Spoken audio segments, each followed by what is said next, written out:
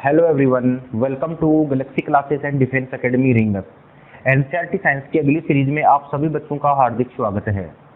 अपना टॉपिक चल रहा था अंतःस्रावी तंत्र, और अंतःस्रावी तंत्र को लेकर मैंने 4 पार्ट कंप्लीट करवाए थे। आज अपना फाइनल पार्ट है।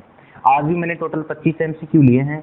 आज मैंने 2 ग्रंथियों को लेकर चर्चा की है, एक वृषण जिसे टेस्टिस बोला जाता है और एक अंडाशय जिसे ओवेरी बोला जाता है। ध्यान रखना, वृषण को टेस्टिस कहते हैं और अंडाशय जिनको ओवेरी कहते हैं। मैं वृषण और अंडा से कम काम में लूंगा, प्लस मैं टेस्टिस और ओवेरी ज्यादा काम में लूंगा। तो सबसे पहले तो अपन वृषण पढ़ते हैं, आखिर वृषण होते क्या है। ध्यान देना इधर। अपना जो टॉपिक है ना, ये ग्रंथियां चल रहा था। तो मैंने तुम्हें बताया था कि ये जो मिश्रित ग्रंथि है ना, मिश्रित ग्रंथियां, कौन सी ग्रंथियां? मिश्रित ग्रंथियां। ये मिश्रित ग्रंथियां, इनको बोला जाता है हेट्रोक्राइन। क्या बोला जाता है बालकों? इनको हेट्रोक्राइन। ये टोटल 3 होती है मिश्रित ग्रंथियां। इसमें एक तो होती है अग्नाशय ग्रंथि। कौन सी होती है? अग्नाशय ग्रंथि। इस अग्नाशय को अपने कह दिया पैनक्रियाज। इसमें एक होती है वृषण, इस वृषण को कह दिया टेस्टिस। और इसमें एक होती है अंडाशय। एक क्या होती है? अंडाशय। और अंडाशय को अपन ने कह दिया ओवेरी। क्या कह दिया? ओवेरी। तो ये तीनों की श्रेणी में आती हैं, मिश्रित ग्रंथियों में आती हैं। तुम्हारा एग्जामिनर ऐसे भी क्वेश्चन पूछ लेता है कि निम्न में से कौन सी मिश्रित ग्रंथि के अंतर्गत नहीं आती। वो 4 ऑप्शन देगा, अग्नाशय, थाइमस, वृषण, अंडाशय। तो वहां से थाइमस को आउट करनी है। ये तीनों ग्रंथियों को कहते हैं मिश्रित ग्रंथियां। इस ग्रंथि के बारे में अपन ने पढ़ लिया था, इससे पहले वाले वीडियो में डिटेल में पढ़ लिया था। आज अपन चर्चा करते हैं वृषण और अंडाशय के बारे में। तो सबसे पहले अपन पढ़ते हैं वृषण। वृषण, इस वृषण को बोला जाता है टेस्टिस। क्या बोला जाता है? टेस्टिस। ध्यान से समझ लेना। वृषण केवल किसमें पाए जाते हैं? पुरुषों में। केवल किसमें पाए जाते हैं? पुरुषों में। तो पुरुषों में कौन सी ग्रंथि पाई जाती है? वृषण। महिलाओं में कौन होगी? अंडाशय होगी। अब इसकी संख्या ध्यान रखना, केवल पुरुषों में पाई जाती है। इसकी संख्या कितनी होती है? 2। संख्या कितनी होती है इसकी? 2। और इसका कार्य क्या होता है वृषण का? इसका एक ही कार्य है, और वो कार्य क्या है? शुक्राणु का निर्माण करना। वृषण का प्रमुख कार्य क्या है बालकों? शुक्राणु का निर्माण करना। तो शुक्राणु का निर्माण करना निम्न में से किस ग्रंथि का प्रमुख कार्य है? तो आंसर क्या आएगा यहाँ पर? वृषण ही आएगा। अर्थात वृषण का एक कार्य अपने को समझ में आ गया, और वो क्या है? शुक्राणु का क्या करना? निर्माण करना। अब छोटी छोटी बातें ध्यान देना। यह है ना, यह का मतलब कौन? वृषण। यह पुरुषों में, किनमें? पुरुषों में। यह पुरुषों में प्राथमिक जनन अंग है। यह पुरुषों में प्राथमिक जनन अंग है। तो पुरुषों में प्राथमिक जनन अंग कौन सा है? वृषण है। ध्यान रखना, वो क्वेश्चन आता है कि वृषण है, पुरुषों में प्राथमिक जनन अंग, द्वितीयक जनन अंग, उपरोक्त दोनों, उपरोक्त में से कोई नहीं। तो ध्यान रखना प्राथमिक है। द्वितीयक में कई आते हैं, उन पे अपन नहीं जाएंगे। अब अगला क्या है? शुक्राणु का निर्माण करना इसका कार्य है, और इसकी संख्या 2 होगी, केवल पुरुषों में पाए जाते हैं। अब यह है क्वेश्चन आता है कि ये कहाँ स्थित होते हैं? तो यह कहाँ स्थित होते हैं? यह शरीर के बाहर स्थित होते हैं। ये शरीर के कहाँ स्थित होते हैं? बाहर स्थित होते हैं। तो शरीर के बाहर स्थित कौन होते हैं? वृषण होते हैं। यहां तक समझ में आ गई। अब यहां से क्वेश्चन आता है कि आखिर ये वृषण है ना, ये वृषण शरीर के बाहर क्यों स्थित होते हैं? इस कॉन्सेप्ट को तुम बिल्कुल ध्यान से समझना। आखिर वृषण शरीर के बाहर क्यों स्थित होते हैं? क्योंकि जो मनुष्य है ना, मनुष्य, उस मनुष्य शरीर का आंतरिक तापमान अगर तुम्हें पूछे तो मनुष्य शरीर का आंतरिक तापमान कितना होता है? 37 डिग्री सेंटीग्रेड। इस 37 डिग्री सेंटीग्रेड को मैं लिख सकता हूं 98.6 फ़ारेनहाइट, या हम इसे लिख सकते हैं 310 केल्विन। ये मनुष्य शरीर का आंतरिक तापमान है। लेकिन मैंने तुम्हें बताया कि वृषण वास्तव में किसका निर्माण करता है? शुक्राणु का निर्माण करता है। और शुक्राणु के निर्माण के लिए, यहां से ध्यान से समझना कॉन्सेप्ट को तुम, शुक्राणु के निर्माण के लिए जो आवश्यक तापमान है ना, शुक्राणु के निर्माण के लिए जो आवश्यक तापमान है, ये आवश्यक तापमान रहता है 33 से 34 डिग्री सेंटीग्रेड। ये इंपॉर्टेंट है। शुक्राणु निर्माण के लिए कितना तापमान चाहिए? 33 से 34।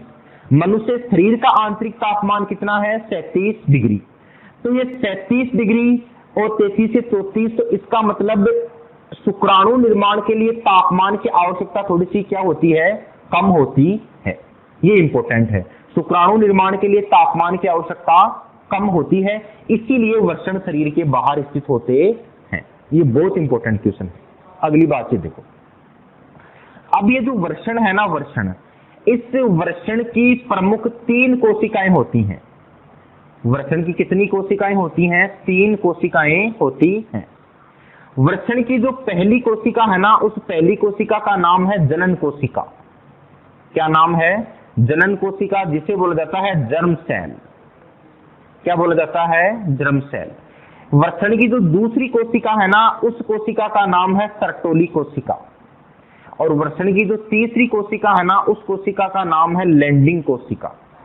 और इसी लैंडिंग का दूसरा नाम है अंतराली कोशिका।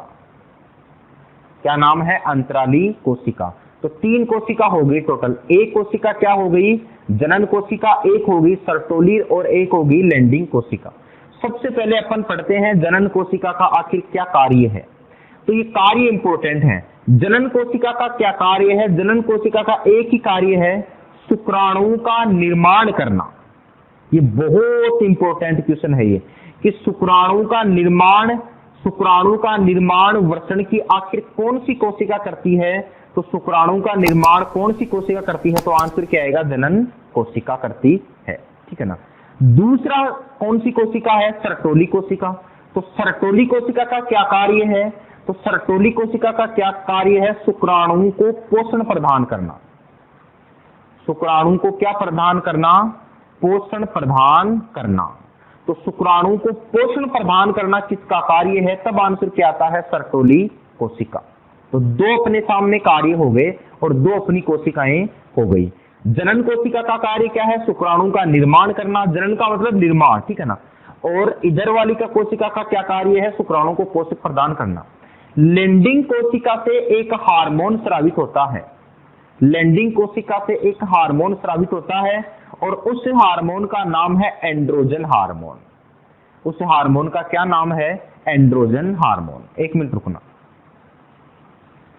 जनन कोशिका से जो हार्मोन स्रावित होता है ना, उस हार्मोन का नाम है एंड्रोजन हार्मोन। और इसी एंड्रोजन का दूसरा नाम है टेस्टोस्टेरोन। Testosterone hormone. ये दो नाम इंपॉर्टेंट है। और लगा देता हूं, और का मतलब अथवा, दोनों एक ही नाम है। तो यहां से क्वेश्चन क्या आता है? यहां से क्वेश्चन ये आता है कि एंड्रोजन हार्मोन या टेस्टोस्टेरोन हार्मोन वृषण की किस कोशिका से स्रावित होता है? तो एंड्रोजन या टेस्टोस्टेरोन हार्मोन किस कोशिका से स्रावित होता है? लैंडिंग या अंतराली कोशिका से। तो यहां तक मेरे हिसाब से तुम्हारी कॉन्सेप्ट क्लियर हो गई होगी। अब मैं तुम्हारे सामने पहला क्वेश्चन डाल रहा हूं। पहला क्वेश्चन बिल्कुल ध्यान से उत्तर देना। निम्न में से कौन सी एक मिश्रित ग्रंथि या हेट्रोक्राइन की श्रेणी में नहीं है? फटाफट कमेंट करके बता दो।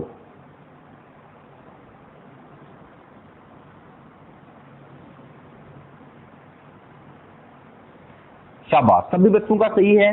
मिश्रित ग्रंथियां टोटल कितनी है? 3 हैं, ठीक है ना। जिसमें एक का तो क्या नाम है? अग्नाशय, सही है। अंडा से, सही है। पीयूष नहीं हो सकती, और वृषण भी सही है, ठीक है ना। पीयूष तो जो है ना, पीयूष, ये तो पीयूष वास्तव में केवल और केवल कौन सी ग्रंथि है? अंतःस्रावी ग्रंथि है। अंतःस्रावी ग्रंथि है। तो पहले का राइट आंसर क्या हो जाएगा? सी हो जाएगा। अगला देखो, निम्न में से कौन सा कथन सही नहीं है? फटाफट कमेंट करके बताओ। देखिए, निम्न में से कौन सा कथन सही नहीं है? बिल्कुल बेसिक सा क्वेश्चन है।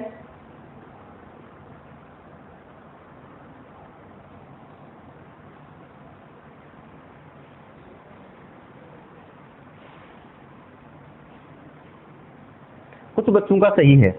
वृषण एक नर जनन ग्रंथि है, ये तो बिल्कुल सही है। अंडा से एक मादा जनन ग्रंथि है, ये तो बिल्कुल सही है। 2 तो बिल्कुल सही है। तीसरा ऑप्शन क्या है? वृषण पुरुषों में प्राथमिक जनन अंग है, ये मैंने तुम्हें बताया है। वृषण पुरुषों में प्राथमिक जनन अंग है, बिल्कुल सही है, मैंने तुम्हें लिखाया भी है। गर्भाशय स्त्री में प्राथमिक जनन अंग है, इसका राइट आंसर क्या हो जाएगा? डी इसका राइट आंसर हो जाएगा। मैंने तुम्हें गर्भाशय के बारे में भी नहीं बताया, लेकिन कम से कम वृषण के बारे में तो बता दिया, ठीक है ना। तो उस आधार पर तुम्हारा आंसर सही होना चाहिए था। तुम एक चीज का ध्यान रखना, ये जो जनन अंग है ना, जनन अंग, कौन से अंग? जनन अंग। ये जनन अंग टोटल, ये जनन अंग टोटल 2 होते हैं। जनन अंग, ये जनन अंग टोटल 2 होते हैं। एक तो होते हैं प्राथमिक और एक होते हैं द्वितीयक जनन अंग। प्राथमिक और द्वितीयक जनन अंग। अब प्राथमिक और द्वितीयक जनन अंग सब में होंगे, पुरुष में भी होंगे, किस में होंगे? स्त्रियों में होंगे, ठीक है ना। ये प्राथमिक है यहाँ पर। तो पुरुष में जो प्राथमिक जनन अंग है ना, वो कौन है? वर्षण है, ठीक है ना, ये यहाँ पर ये लिखा है। और स्त्रियों में जो प्राथमिक जनन अंग है वो कौन है? अंडाशय है। कौन है? अंडाशय है। तो ये तो हो गया प्राथमिक। अब द्वितीय जनन अंग पुरुषों का याद नहीं करना, तुम्हें केवल और केवल स्त्रियों का याद करना है, ठीक है। तो स्त्रियों में ध्यान रखना 3-4 द्वितीय जनन अंग होते हैं, ये मैं तुम्हें अभी बताऊंगा अगले क्वेश्चन में। निम्न में से कौन सा स्त्रियों में द्वितीय जनन अंग के अंतर्गत नहीं आता? फटाफट कमेंट करो देखें।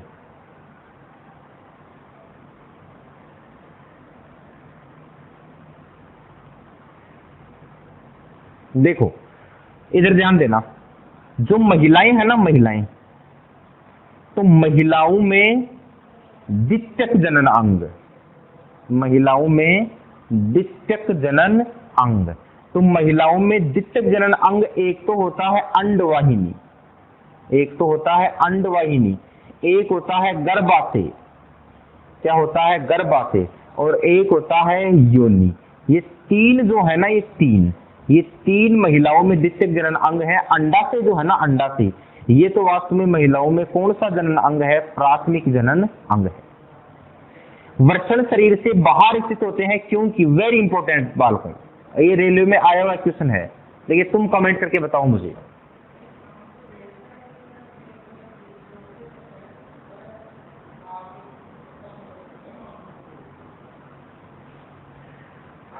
शाबाश, कई बच्चों ने बिल्कुल सही दिया है।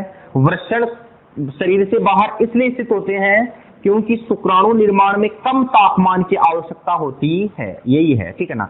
ये जैसे मान लो शरीर है, ये अपना क्या है? शरीर है। तो शरीर का जो आंतरिक तापमान है ना, ये फिर समझ लेना तुम, शरीर का आंतरिक तापमान, शरीर का आंतरिक तापमान कितना होता है? 37 डिग्री सेंटीग्रेड।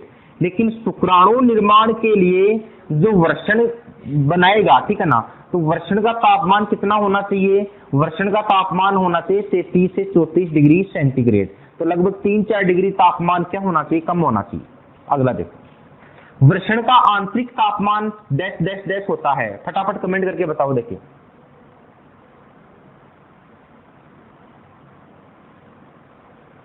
शाबाश, सभी बच्चों का सही है। ये तो 37 डिग्री तो नहीं हो सकता क्योंकि तो शरीर का तापमान है।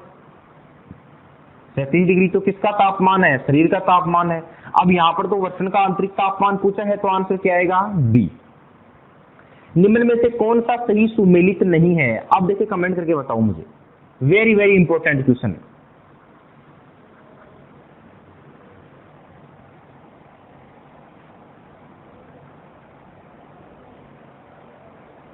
निम्न में से कौन सा सही नहीं है?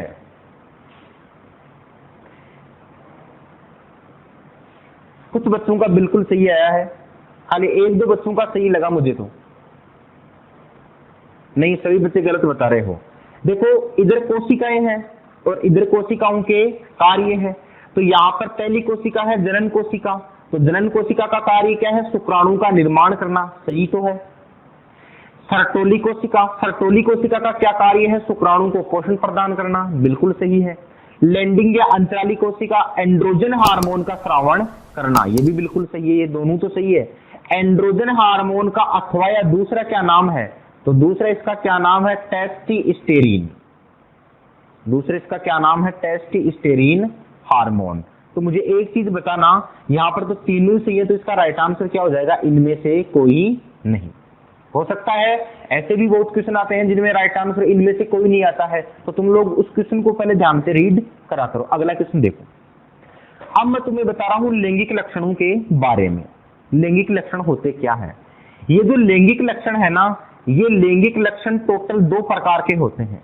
कितने प्रकार के होते हैं? 2 प्रकार के। एक तो लैंगिक लक्षण होता है प्राथमिक लैंगिक लक्षण।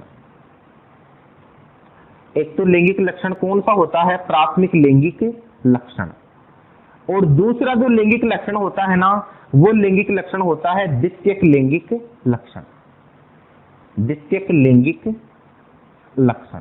तो सबसे पहले बात कर दे अपन प्राथमिक लैंगिक लक्षण। ऐसे लैंगिक लक्षण जो जन्म से प्रकट होते हैं, जो जन्म से क्या होते हैं, प्रकट होते हैं। तो जो जन्म से प्रकट होते हैं ना, वो वास्तव में कौन से लैंगिक लक्षण कहलाते हैं, प्राथमिक लैंगिक लक्षण कहलाते हैं। इनमें एग्जाम्पल पूछता है, एग्जाम्पल इंपॉर्टेंट है। जैसे जननांगों का विकास होना, जैसे जननांगों का क्या होना, विकास होना। तो जननांगों का विकास होना बताओ प्राथमिक लैंगिक लक्षण है या द्वितीयक लैंगिक लक्षण है? तो क्या आएगा, प्राथमिक लैंगिक लक्षण, क्योंकि जननांग तो जन्म से ही विकसित होते हैं, और जो जन्म से विकसित होते हैं वो तो वास्तव में प्राथमिक लैंगिक लक्षण के अंतर्गत ही आएंगे। द्वितीयक लैंगिक लक्षण जो है ना, द्वितीयक लैंगिक लक्षण वास्तव में ऐसे लैंगिक लक्षण होते हैं जो हार्मोन के प्रभाव से प्रकट होते हैं, जो हार्मोन के प्रभाव से क्या होते हैं, प्रकट होते हैं। तो जो हार्मोन के प्रभाव से प्रकट होते हैं ना, वो कौन से लैंगिक लक्षण कहलाते हैं, द्वितीयक लैंगिक लक्षण कहलाते हैं। ठीक है ना। अब इसमें भी एग्जाम्पल हैं, इसमें एग्जाम्पल है, सबसे इंपॉर्टेंट एग्जाम्पल है स्तनों का विकास। ये बहुत इंपॉर्टेंट है, स्तनों का विकास। एसएससी में क्वेश्चन आया था कि स्तनों का विकास निम्न में से कौन सा लैंगिक लक्षण है, तो ध्यान रखना है कौन सा लैंगिक लक्षण है, द्वितीयक लैंगिक लक्षण है, क्योंकि ये एक हार्मोन से विकसित होता है। दूसरा, जैसे मैंने कहा जननांगों पर बालों का आना, जननांगों पर किसका आना, बालों का आना। तो जननांगों पर बालों का आना भी कौन सा लैंगिक लक्षण है, द्वितीयक लैंगिक लक्षण है। और ये तो हो गया पहला, ये तो हो गया 1 नंबर, ये हो गया 2 नंबर, और इसी में तीसरा नंबर,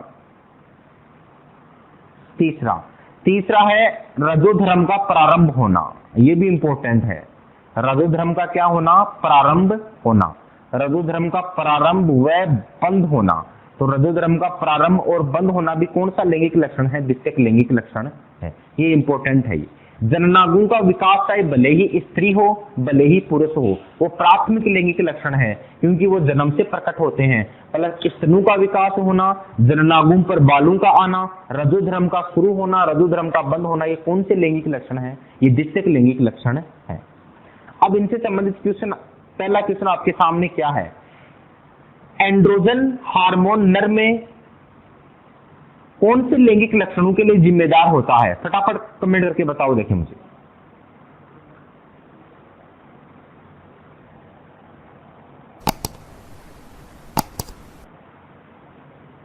भाई हार्मोन है, हार्मोन तो प्राथमिक लैंगिक लक्षणों को विकसित करते ही नहीं है।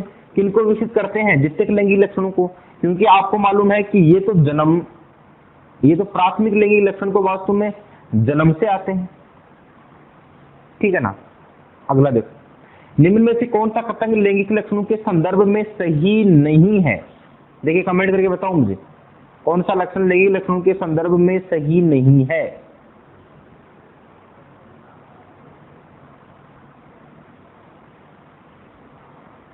बताओ।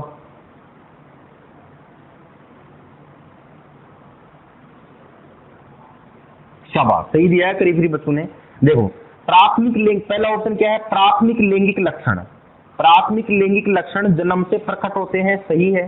द्वितीयक लैंगिक लक्षण हार्मोनों के प्रभाव से प्रकट होते हैं, सही है। दाढ़ी मूछ का आना, आवाज का पतला होना प्राथमिक लैंगिक लक्षण है, बिल्कुल भी लैंगिक लक्षण नहीं है, ये वास्तव में द्वितीयक लैंगिक लक्षण है, प्राथमिक लैंगिक लक्षण नहीं है। ये जो दाढ़ी मूछ का आना, आवाज का पतला या भारी होना, ये तो हार्मोनों के प्रभाव से होते हैं ना, तो ये तो वास्तव में द्वितीयक लैंगिक लक्षण है, द्वितीयक लैंगिक लक्षण है। प्राथमिक लैंगिक लक्षण तो मैंने तुम्हें एक ही बताया, प्राथमिक लैंगिक लक्षण एक ही होता है, और वो क्या होता है, जननांगों का विकास होना, जननांगों का क्या होना, विकास होना। तो बस ये ध्यान रखना, जननांगों का विकास होना प्राथमिक लैंगिक लक्षण, बाकी सब द्वितीयक है। निम्न में से कौन सा सही सुमेलित नहीं है? ये बहुत इंपॉर्टेंट क्वेश्चन है, ये बहुत इंपॉर्टेंट, मैं करवा देता हूं तुम्हें। देखो स्तनों का विकास होना थैलार्की कहलाता है, बिल्कुल सही है। स्तन ग्रंथियों का अध्ययन प्यूबार की कहलाता है। तीसरा ऑप्शन रजोधर्म का प्रारंभ मेनार की, और मेनोपोज रजोधर्म का बंद होना कहलाता है। देखो इधर ये जो है ना, ये वाले सारे ये वास्तव में द्वितीयक लैंगिक लक्षण है। अब मैं तुम्हें बता दूं कि महिलाओं की जो अवस्थाएं है ना, महिलाओं की अवस्था यहां पर लिख देता हूं मैं, महिलाओं में विकास का क्रम, महिलाओं में किसका क्रम, विकास का क्रम। मैं तुम्हें पढ़ा देता हूं कि महिलाओं में विकास का क्रम। तो सबसे पहले कौन सा होता है, स्तनों का विकास। सबसे पहले कौन सा लक्षण होता है, स्तनों का विकास। तो स्तनों का विकास कहलाता है थैलार्की। क्या कहलाता है, थैलार्की। दूसरा होता है जननांगों पर बालों का आना। जननांगों पर किनका आना, बालों का आना। और जननांगों पर बोला कि बालों का आना क्या कहलाता है, तो जननांगों पर बालों का आना कहलाता है प्यूबार की। क्या कहलाता है, प्यूबार की। और तीसरा क्या है, तीसरा है रजोधर्म का प्रारंभ होना, ये वाला तीसरा। तो ध्यान रखना, रजोधर्म का प्रारंभ होना कहलाता है मेनार की, और रजोधर्म का बंद होना कहलाता है मेनोपोज। मेनोपोज। ये सारे सही हैं, लेकिन इसका बी ऑप्शन गलत है, क्योंकि स्तन ग्रंथियों का अध्ययन नहीं कहलाता। प्यूबार्की का मतलब क्या होता है, जननांगों पर बाल आना, जबकि वास्तव में स्तन ग्रंथियों का अध्ययन तो कहलाता है मैस्टोलॉजी। मैस्टोलॉजी कहलाता है। इसका राइट आंसर क्या हो जाएगा, बी। महिलाओं में सर्वप्रथम कौन सा द्वितीयक लैंगिक लक्षण विकास होता है, ठीक है ना। ये क्वेश्चन सीडीएस में आया हुआ है, यही क्वेश्चन एनडीए में भी आया हुआ है, और यही क्वेश्चन एक बार रिपीट हुआ था रेलवे में, ठीक है। तो स्तनों का विकास होना, स्तनों का विकास जो है ना, ये वास्तव में सर्वप्रथम प्रकट होता है। फर्स्ट अपीयर बोलते हैं इनको, फर्स्ट अपीयर। अपीयर का मतलब प्रकट होना, ठीक है। अगला देखो, निम्न में से कौन सी कोशिका शुक्राणु को पोषण प्रदान करती है। अब एक सिंपल सा क्वेश्चन है, फटाफट कमेंट करके बताओ। देखो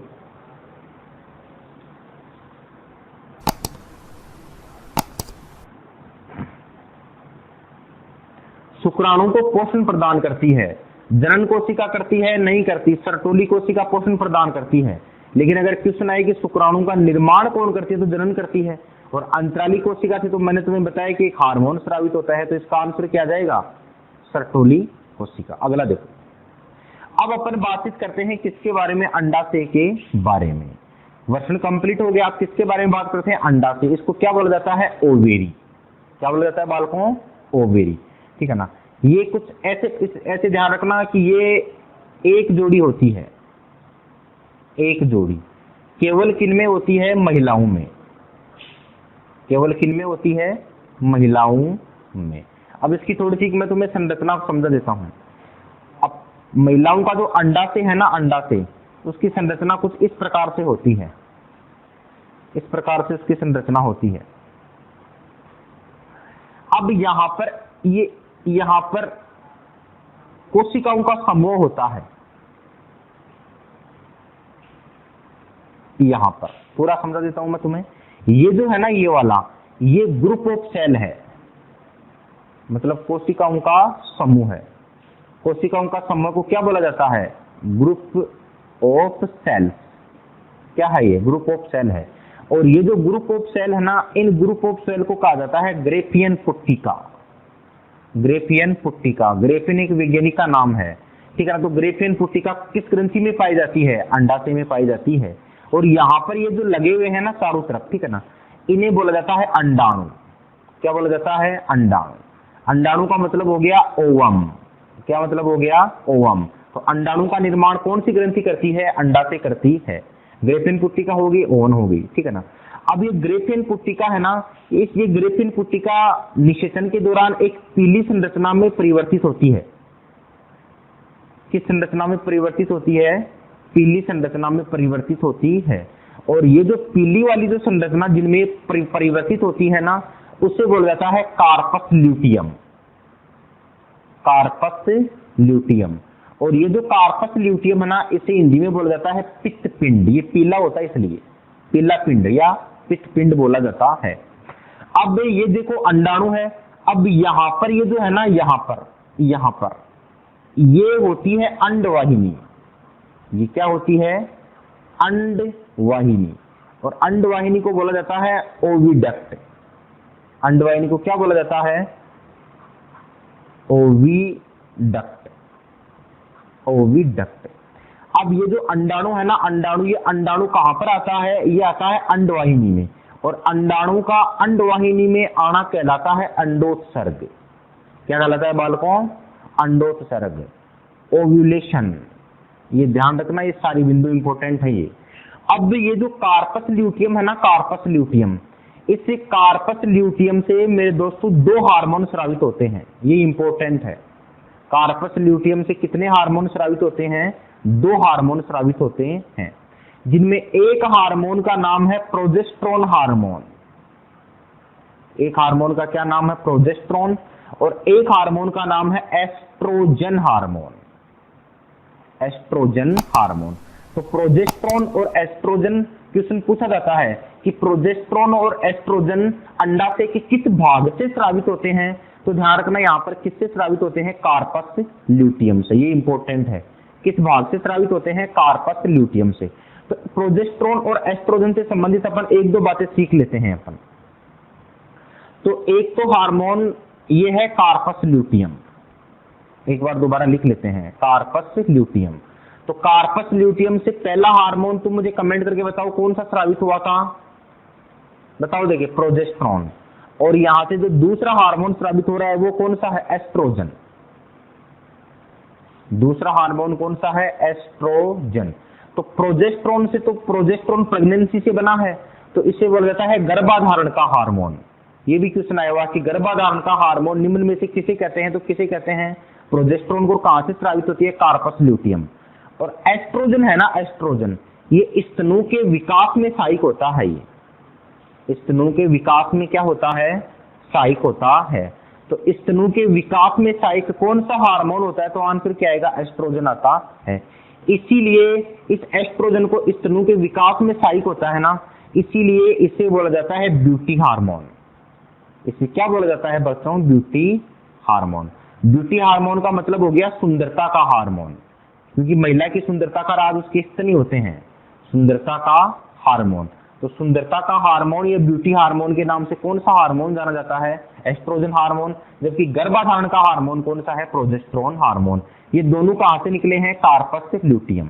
अभी कार्पस ल्यूटियम कंप्लीट हुआ है, ध्यान रखना, दोनों हार्मोन इंपॉर्टेंट है। अब मैं तुम्हारे को समझा रहा हूं गर्भाशय, ठीक है ना। कार्पस ल्यूटियम के बाद में 2 हार्मोन कहां से स्रावित होते हैं? गर्भाशय से। तो गर्भाशय से स्रावित हार्मोन, स्रावित हार्मोन समझ लेना एक एक बात। सबसे पहले मैं छोटी सी संरचना बना देता हूं। ये जैसे मान लो ये गर्भाशय है, क्या है? गर्भाशय।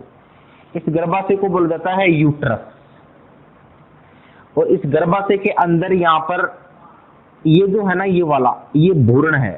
भ्रूण का मतलब बच्चा, ठीक है ना। भ्रूण, भ्रूण को क्या बोला जाता है? एम्ब्रियो। तभी तो भ्रूण का अध्ययन एम्ब्रियोलॉजी कहलाता है। अब यहां पर इस गर्भाशय से भ्रूण के बीच में एक संरचना होती है।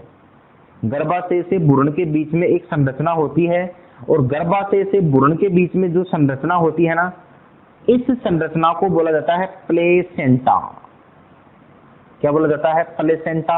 या इसे बोला जाता है अपरा, या इसे बोला जाता है भ्रूण नाल। अपरा, या इसे क्या बोला जाता है? भ्रूण नाल, ठीक है ना। भ्रूण की नाल होती है ना, सुंडी की लटकी हुई, ठीक है ना, उससे बोला जाता है प्लेसेंटा वगैरह। तो प्लेसेंटा का कार्य क्या है? गर्भाशय से जुड़ी रहती है भ्रूण को, तो गर्भाशय से भ्रूण को जोड़ने वाली स्थिति क्या कहलाती है? प्लेसेंटा। अब इस प्लेसेंटा से यहां पर 2 हार्मोन स्रावित होते हैं। कितने हार्मोन स्रावित होते हैं? 2 हार्मोन। ये 2 हार्मोन कहां से निकले? प्लेसेंटा से। इसमें एक हार्मोन का नाम है रिलैक्सिन हार्मोन। क्या नाम है? Relaxin hormone. रिलैक्स का मतलब आराम, ठीक है ना। तो जब बच्चा जन्मता है ना, तो आगे वाले भाव को छोड़ा कर देता है ये रिलैक्सिन हार्मोन। इसीलिए ही इसे बोला जाता है कि निम्न में से कौन सा हार्मोन प्रसव में सहायक होता है? तो प्रसव में सहायक हार्मोन कौन सा है? रिलैक्सिन। कहां से निकला? प्लेसेंटा या फिर अपरा से। और दूसरा हार्मोन इंपॉर्टेंट है, दूसरे हार्मोन का नाम है HCG हार्मोन। इसके बारे में खूब क्वेश्चन आते हैं, HCG हार्मोन। अंडाशय से अगर पूरे से क्वेश्चन है तो ऐसे जिसे एक आध क्वेश्चन आता ही है। एचसीजी हार्मोन करता क्या है अपन समझते हैं थोड़ा सा। एचसीजी हार्मोन आखिर करता क्या है? एचसीजी हार्मोन, पहले तो इसका पूरा नाम देख लेते हैं। इसका पूरा नाम है, एच का मतलब होता है ह्यूमन, ठीक है ना, human chorionic, human chorionic, human chorionic, human chorionic gonadotrophic, human chorionic gonadotrophin hormone, human chorionic gonadotrophin hormone, HCG hormone, ठीक है ना। अभी एचसीजी से होता क्या है तो ध्यान रखना, गर्भाधारण का, देखो गर्भाधारण का हार्मोन तो प्रोजेस्टेरोन है, लेकिन गर्भाधारण का मालूम किया जाता है कि बच्चा लगा है या नहीं लगा। तो गर्भाधारण का मालूम किस हार्मोन से किया जाता है? तो एचसीजी से किया जाता है। ये बहुत इंपॉर्टेंट क्वेश्चन है, कई बार एग्जाम में आता है। तो ये जो है ना, ये कहां से स्रावित हुए हैं? गर्भाशय से स्रावित हुए हैं। अब देखिए, तुम बताओ 12वीं क्वेश्चन का आंसर, निम्न में से कौन सा हार्मोन अंडाशय या ओवरी से स्रावित नहीं है? फटाफट कमेंट करके बताओ।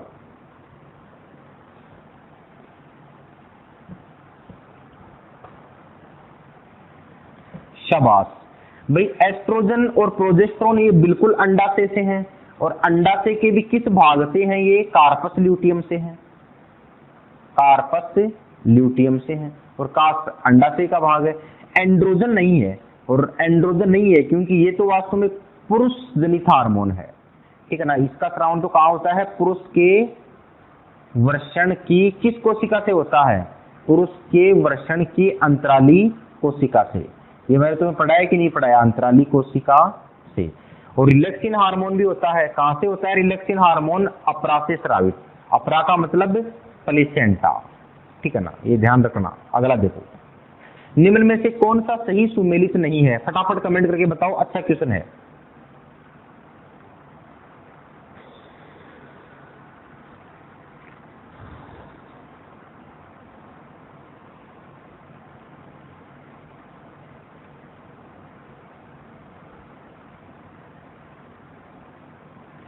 शाबाश, कुछ बच्चों ने सही दिया है। पहला ऑप्शन क्या है? एस्ट्रोजन। ध्यान देना, मादा में द्वितीयक लैंगिक लक्षणों का विकास, सही है, क्योंकि द्वितीयक लैंगिक लक्षणों का विकास वास्तव में हार्मोन ही करता है। प्रोजेस्टेरोन, प्रोजेस्टेरोन स्तनों का विकास करता है। रिलैक्सिन, ये प्रोजेस्टेरोन जो है स्तनों का विकास, ये भी ठीक है, चलो बात। रिलैक्सिन दुग्ध ग्रंथियों में वृद्धि करता है। एंड्रोजन पुरुषों में द्वितीयक लैंगिक लक्षणों का विकास। तुम कमेंट करके बताओ, देखिए एक बार मुझे।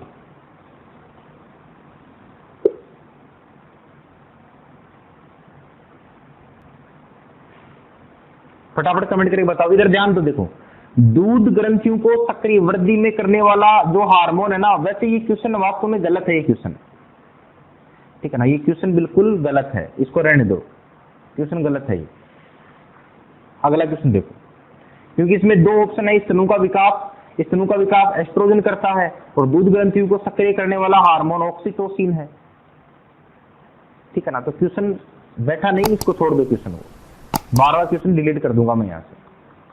अगला क्वेश्चन देखो, अंडाशय की कार्पस ल्यूटियम पर पीयूष ग्रंथि के किस हार्मोन का नियंत्रण रहता है? ये इंपॉर्टेंट है, बहुत इंपॉर्टेंट क्वेश्चन है ये। अंडाशय की कार्पस ल्यूटियम पर पीयूष ग्रंथि के किस हार्मोन का नियंत्रण रहता है? फटाफट कमेंट करके बताओ। देखिए,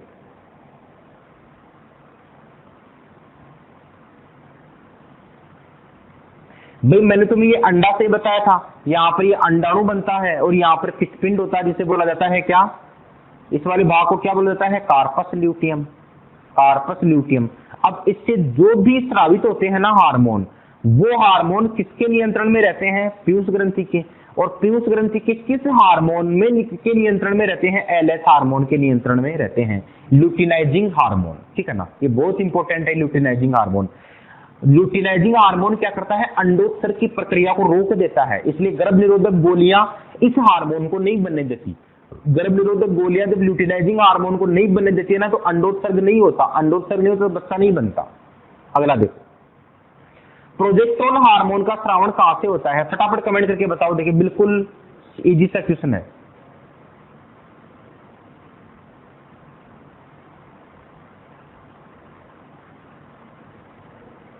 शाबाश, कुछ बच्चों ने सही दिया है।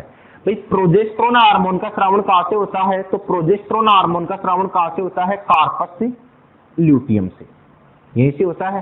कार्पस ल्यूटियम से कितने हार्मोन स्रावित होते हैं? 2।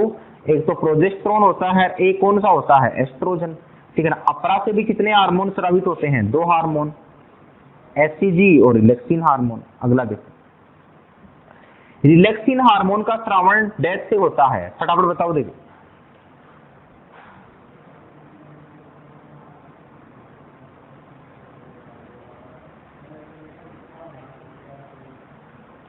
पंद्रहवें का और 16वें का दोनों का आंसर करके बताओ। क्वेश्चन लिखो पहले तो कि 15 का ये है और 16वें का ये है।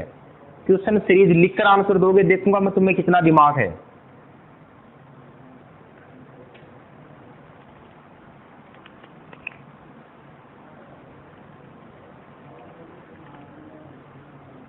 कुछ बच्चों का सही है। देखो रिलैक्सिन हार्मोन का स्रावन कहां से होता है रे? तो रिलैक्सिन हार्मोन का स्रावन अंडवाहिनी, गर्भाशय, योनि। तो मुझे बताओ रिलैक्सिन हार्मोन का स्रावन तो गर्भाशय से ही होता है, यूट्रस से, ठीक है ना। और यूट्रस के किस भाग से होता है? अपरा से। अपरा का मतलब प्लेसेंटा, तो प्लेसेंटा नहीं है तो क्या दिक्कत है? लेकिन यहाँ पर किसने रिलैक्सिन हार्मोन का स्रावन अब इसने गर्भाशय के पार्ट दे दिए, तो ग्रेफिन पुट्टिका से नहीं होता, कार्पस ल्यूटियम से नहीं होता, कहां से होता है? अपरा से या फिर प्लेसेंटा से होता है, ठीक है ना। तो दोनों क्वेश्चन इंपॉर्टेंट है, ध्यान रखना। गर्भाशय दे तो गर्भाशय, और गर्भाशय का अगर भाग दे तो क्या करोगे? प्लेसेंटा। निम्न में से कौन सा हार्मोन शिशु के जन्म में सहायक होता है? फटाफट कमेंट करके बता दो। शिशु के जन्म में सहायक होता है, मतलब किसमें सहायक होता है? प्रसव में सहायक होता है। तो प्रसव में कौन सहायक होता है? रिलैक्सिन हार्मोन स्रावित होता है, ठीक है ना, क्योंकि आगे के रास्ते को चौड़ा करता है। रिलैक्सिन हार्मोन क्या करता है? रिलैक्सिन हार्मोन का सबसे प्रमुख कार्य क्या है? गर्भाशय से चिकना पदार्थ स्रावित करता है, यूट्रस से। गर्भाशय से चिकना पदार्थ स्रावित करता है। तो गर्भाशय से चिकना पदार्थ जब स्रावित होता है ना, तो आगे का रास्ता थोड़ा चौड़ा हो जाता है और उसे प्रसव आराम से, बच्चा आराम से बाहर निकल जाता है, इसलिए इसे प्रसव में सहायक होता है। अब देखो, अब जो क्वेश्चन आएंगे ना अपने, वो क्वेश्चन आएंगे 2-4 निषेचन से संबंधित। तो अब आपसे क्वेश्चन आता है कि निषेचन की प्रक्रिया कहां पर संपन्न होती है। तो मैं तुम्हें 2-4 बातें निषेचन से संबंधित पहले बता ही देता हूं, ठीक है। तो पहले अपन निषेचन से संबंधित 2-4 बातें कर लेते हैं। 1 मिनट रुकना तुम।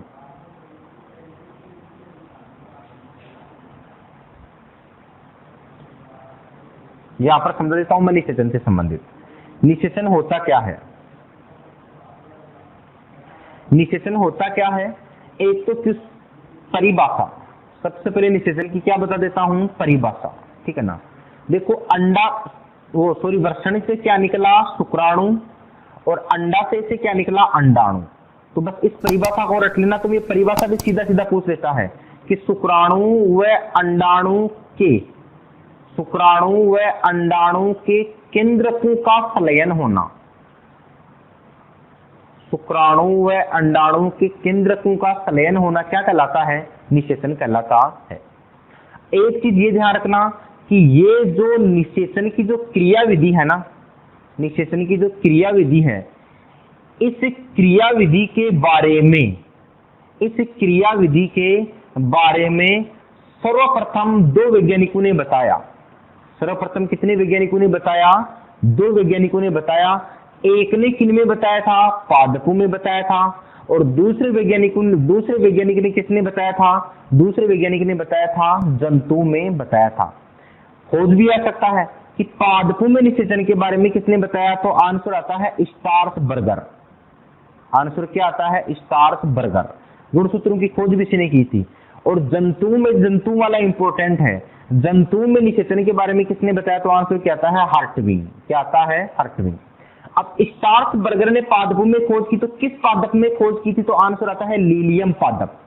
ये क्वेश्चन बहुत इंपॉर्टेंट है कि स्टार्सबर्गर ने वास्तव में निषेचन के बारे में किस पादप में बताया था? तो आंसर क्या आता है? लीलियम पादप। और हार्टविंग ने एक जीव में बताया था, और उस जीव का नाम था सियारचीन।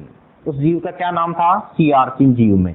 ये जो सियारचीन जीव है ना, ये ध्यान रखना, यह इकाई नोड्रमेडा संघ का जीव है। ये इकाई नोडरमेडा संघ का जीव है। संघ होते हैं ना, संघ, इकाई नोडरमेडा संघ का जीव है।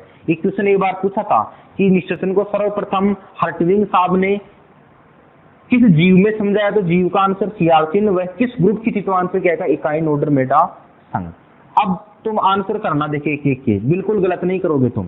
पहला देखो, पहला क्वेश्चन आपके सामने क्या है, पहला क्वेश्चन क्या है, निषेचन की प्रक्रिया कहां पर संपन्न होती है? फटाफट कमेंट करके बताओ, देखिए फटाफट कमेंट करके बता दो, निषेचन की प्रक्रिया कहां पर संपन्न होती है? तो निषेचन की प्रक्रिया कहां पर होता है? अंडवाहिनी। इस अंडवाहिनी को बोला जाता है फैलोपियन ट्यूब। क्या बोला जाता है? Fallopian tube. ये जो फैलोपियन है ना, फैलोपियन, ये फैलोपियन वास्तव में कुछ भी नहीं है, ये एक वैज्ञानिक का नाम है। तो निषेचन की प्रक्रिया कहां पर हुई? अंडवाहिनी में। अगला देखो, निषेचन की खोज निम्न में से किस वैज्ञानिक ने की? फटाफट कमेंट करके बताओ, बहुत अच्छा क्वेश्चन है, शाबाश। किसने की थी? हर्टविग ने। किसमें की थी? सियाचिन। किसमें की थी? सियाचिन में। ये इंपॉर्टेंट है, ये सियाचिन में की थी। पिनकस इंपॉर्टेंट है, पिनकस में मैं तुम्हें बता देता हूं, कभी कभी क्वेश्चन पूछता है, गर्भ निरोधक, गर्भ निरोधक गोलियों की खोज, ये क्वेश्चन एसएससी में आया हुआ है। गर्भ निरोधक गोलियों की खोज सर्वप्रथम किस वैज्ञानिक ने की? तो आंसर क्या आता है? पिनकस। लैंड स्टेनर ने, आपको मालूम है, ब्लड ग्रुप खोजा, और लुई पास्टर ने रेबीज का टीका खोजा, जिसका क्या नाम था? ARV। तो ये इंपॉर्टेंट है बालकों, सारे वैज्ञानिक इंपॉर्टेंट है। अंडाणु और शुक्राणु की केंद्रकों का संलयन होना निषेचन कहलाता है। अंडाणु और शुक्राणु का केंद्रकों का संलयन होना क्या कहलाता है? निषेचन कहलाता है। तो इसका आंसर क्या आ जाएगा? सी इसका आंसर आ जाएगा। अगला क्वेश्चन देखो, निम्न में से कौन सा कथन निषेचन के बारे में सही नहीं है? फटाफट कमेंट करके बताओ, देखिए गलत नहीं होना चाहिए।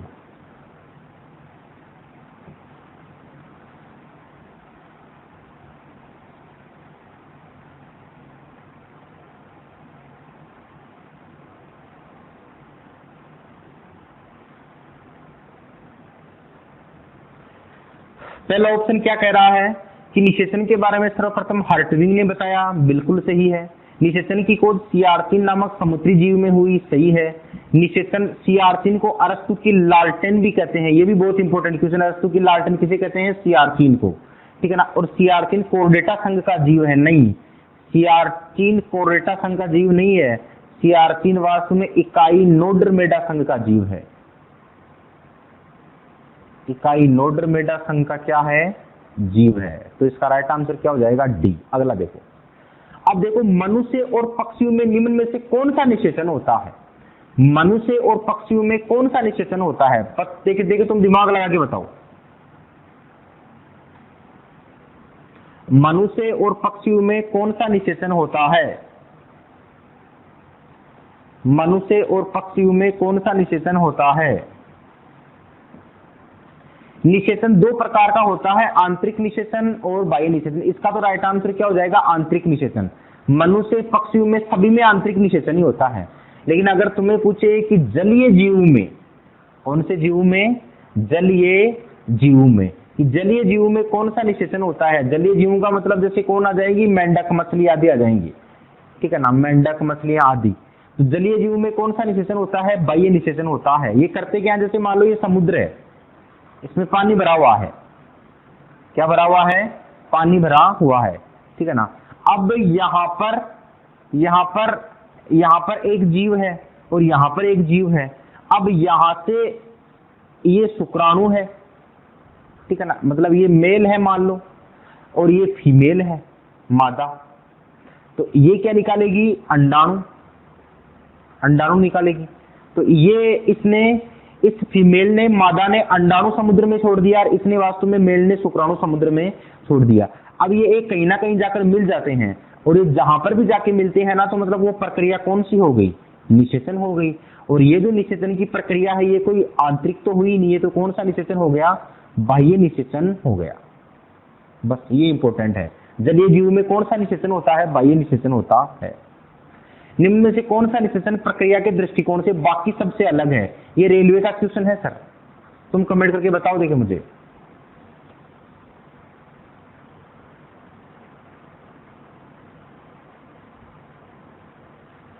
शाबाश। देखो मेंढक और मछली, इनमें कौन सा निषेचन है? बाह्य निषेचन है। इनमें कौन सा निषेचन है? बाह्य निषेचन है। लेकिन जो पक्षी है ना, पक्षी, इस पक्षी में कौन सा निषेचन है? आंतरिक निषेचन है। तो बाकी सबसे अलग कौन हो गया? सी हो गया। संलयन प्रक्रिया का अध्ययन स्टार्सबर्गर ने किस पादप में किया? देखिए कमेंट करके बताओ देखिए मुझे। स्टार्सबर्गर ने संलयन पादप का अध्ययन किस पादप में किया? फटाफट कमेंट करके बता दो।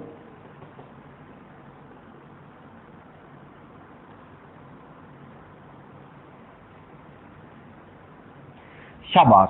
किस पादप में किया था? लीलियम पादप में। ध्यान रखना, डेस्मोडियम जो पादप है ना, डेस्मोडियम, ये इंपोर्टेंट है। ये इस डेस्मोडियम पादप के बारे में बताया था जगदीश चंद्र बोस, ठीक है ना। तो जगदीश चंद्र बोस ने पादपों की वृद्धि का मापन करने के लिए एक यंत्र बनाया जिसका नाम था क्रेस्कोग्राफ, ठीक है ना। तो क्रेस्कोग्राफ का मतलब क्या है? पादपों की वृद्धि का मापन। क्रेस्कोग्राफ से क्या किया जाता है? पादपों की वृद्धि का क्या किया जाता है? मापन किया जाता है। और इस क्रेस्कोग्राफ का प्रयोग सर्वप्रथम किस पादप में किया गया था? डेस्मोडियम पादप में किया गया था। और कवरेकस पादप में ध्यान रखना, मृत कोशिका की खोज की गई थी। रॉबर्ट हुक ने जो कोशिका खोजी थी ना, मृत कोशिका, वो किसमें खोजी थी? कवरेकस पादप में। अगला देखो, भ्रूणीय विकास का जनक, ये इंपोर्टेंट है सर, ये भी रेलवे में आया हुआ है। भ्रूणीय विकास का जनक किसे माना जाता है? तो किसे माना जाता है? बोन बेयर को। किसे माना जाता है? Bone bear. थॉमस एडिसन भी नहीं आ सकता, विलियम हार्वे भी टिम्बल्टन नहीं, तो आंसर क्या आएगा? बोन बेयर। निम्न में से कौन सा सही सुमेलित नहीं है? देख कमेंट करके बताओ फटाफट।